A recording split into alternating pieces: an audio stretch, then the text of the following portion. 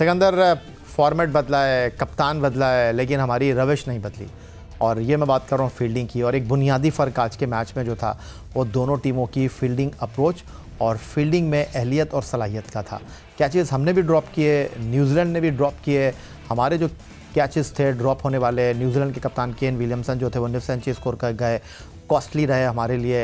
लेकिन न्यूजीलैंड ने उन कैचेस को जो है अपनी उम्दा फील्डिंग से जो है कन्वर्ट किया। जिस तरह रिजवान आउट हुए या जिस तरह सायम अयूब को मैट हेनरी ने बहुत ही चाबुक दस्ती का मुजाहरा करते हुए बहुत जो है वो तनदही के साथ रन आउट करके पवेलियन वापस पहुंचा दिया।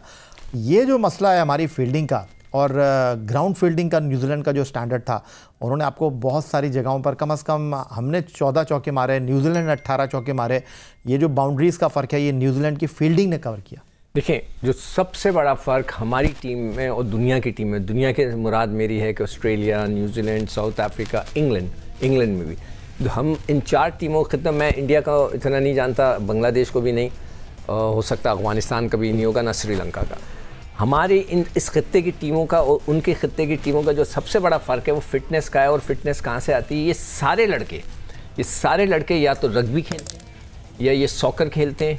ये अपनी जो जब भी मेरी इनसे मुलाकात हुई है, मैंने इनको देखा है खेलते हुए, तो ये वो जो उनकी जो रग्बी होती है ना, जिसको ऑस्ट्रेलियन फुटबॉल कहते हैं, और सॉरी अमेरिकन फुटबॉल खेलते हैं सजाकर, मगर ये लोग बग़ैर प्रोटेक्शन के खेलते हैं, ये खेलते हैं। जब आप दूसरा स्पोर्ट खेलते हैं तो फिर आपकी फ़िटनेस का लेवल बहुत बढ़ जाता है। स्लाइड मारना, गिरना, ये चीज़ें बड़ी ज़बरदस्त हो जाती हैं। हमारे लड़का कोई ना हॉकी खेलता है ना कोई फुटबॉल खेलता है रेगुलर बेसिस पे। मतलब ये नहीं कि ग्राउंड में आके वार्म अप के लिए फ़ुटबॉल खेल रहे, ग्राउंड्स में जाकर खेलें, तो शायद उनका फ़िटनेस का लेवल भी बढ़ जाए। तो हमारे लड़के अगर एक खेल में आ जाते हैं तो उसी में फंस के रह जाते हैं।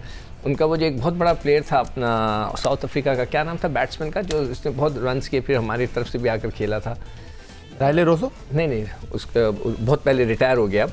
तो वो लड़का जो था हॉकी भी खेलता था, वो रग्बी भी खेलता था। Jonty road? नहीं, जॉन्टी रोड्स नहीं, एक और बैट्समैन था प्योर, तो मुझे एबी डिविलियर्स।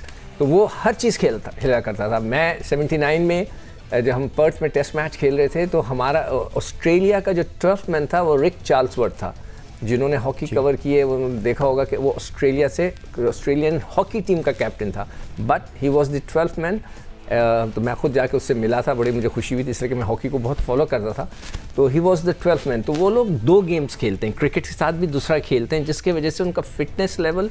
और एक और जो बड़ी चीज़ है वो जो ग्राउंड्स हैं उनके यहाँ, सारी दुनिया उनके जो ग्राउंड्स हैं उनके ग्रासी हैं। तो बचपन से वो जो स्लाइड मारने की आदत है ये उनमें ये नेचुरल हो जाती है। हमारे यहाँ ये आती है जब हम किसी अच्छे ग्राउंड में जाते हैं। तो ये बहुत बड़ा फ़र्क है जिसकी वजह से फील्डिंग का जो आपको फ़र्क नज़र आ रहा है।